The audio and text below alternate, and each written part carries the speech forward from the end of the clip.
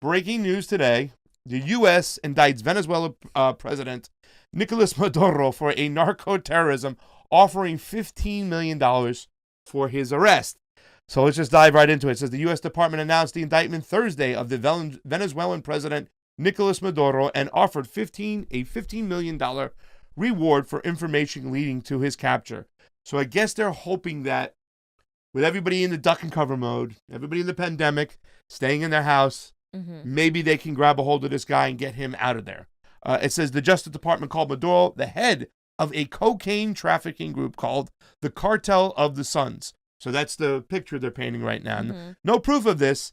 He exported hundreds of tons of drugs working hand in hand with the Revolutionary Armed Forces of Colombia, which the United States has officially labeled a terrorist organization. Also indicted were more than a dozen other officials of the Maduro regime, including members of the Venezuelan military and judiciary, including the country's chief justice. So not only are they going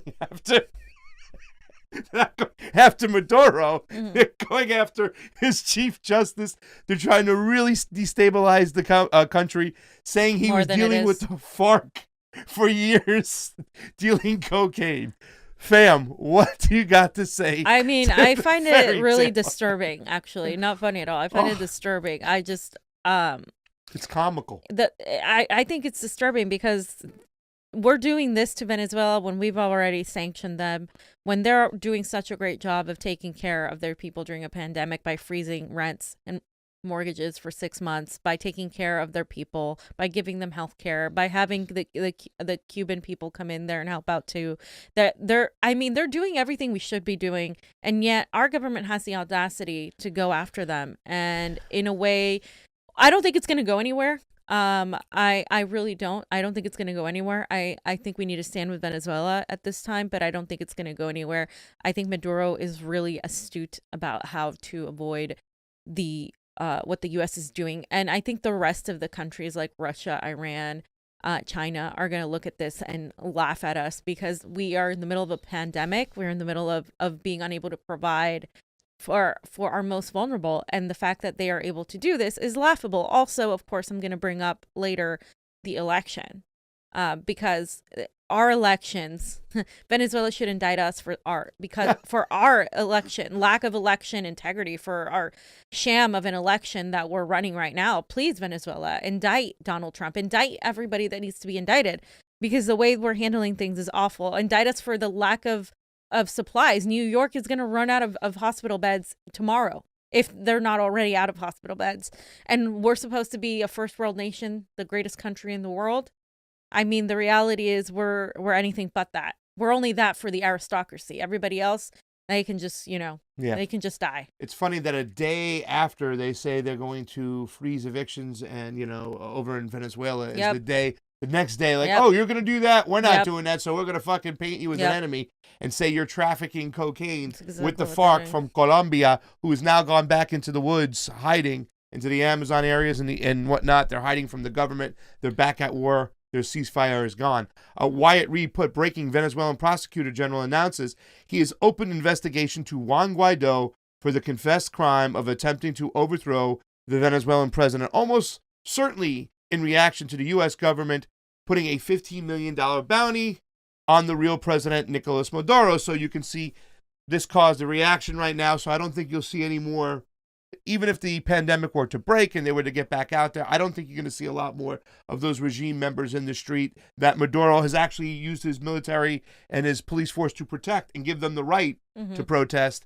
I think that's going to be out the window now. I don't know how this is going to further infect or, drive the divide, because even though Maduro is the rightful elected leader, he doesn't have a lot of people who like him too as well. They've been under a lot of pressure as well, and they want to see, a better lifestyle. However, I think the majority of the people in the country are the Chavistas. They still stand behind Maduro, and he is the rightful leader. But right. I mean, the working people love Maduro. The working class, the people who are anti-imperialism, who see the United States as the greatest threat to to the socialism, the Bolivarian revolution. They are very, very pro Maduro. Now, the people who want a more capitalist like society, who want something more along the lines of what America has, they see Maduro as the problem, and they are pushing Juan Guaido. Of course, there was obviously, like I said, a race class. We've discussed it in this show many times.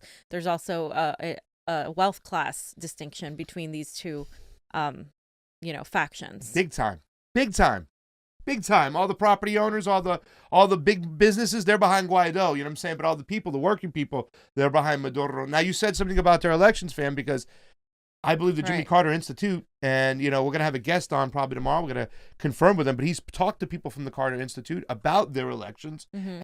How are their elections as far as their exit polls compared to these elections right now? They're actually some of the best elections in Venezuela. And this is what I want to point out. Venezuela should indict us on the elections, our sham of the elections, because I'm just going to remind you guys, we've been talking about this nonstop, but there's a summary of all of the exit polls. And so Biden's Harry Leg writes, so we've been told that we're conspiracy theorists, but please explain why every state but South Carolina has a discrepancy of 11% or more just for Bernie. And this is just for Bernie.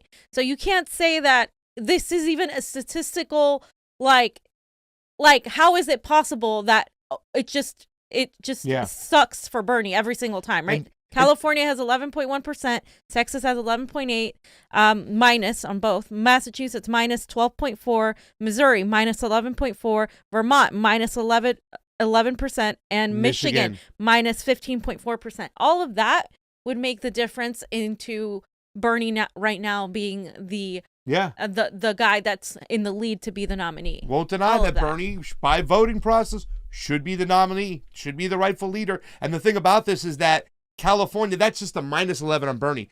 Biden's plus 15 there. That's a 26% fucking swing. Yeah. Just think about that. All of these states right here, Biden is plus over 4% on the exit polls. So this is just the tip of the iceberg on how bad our elections are. But I want to point out, before we finish up with the Venezuela stuff and move on to the next subject, Ajamu Baraka, why doesn't this guy run for the Green Party? Okay? And he said, no matter what propaganda the gangsters in the U.S. state throw at the Venezuelan project, I stand with the people of that nation and their right to self-determination. That's what it should be, fam. End of story. Absolutely. These people, they might have their own problems. You can say these other countries have bad leaders. They do bad things. They have the right to their own determination. Yeah.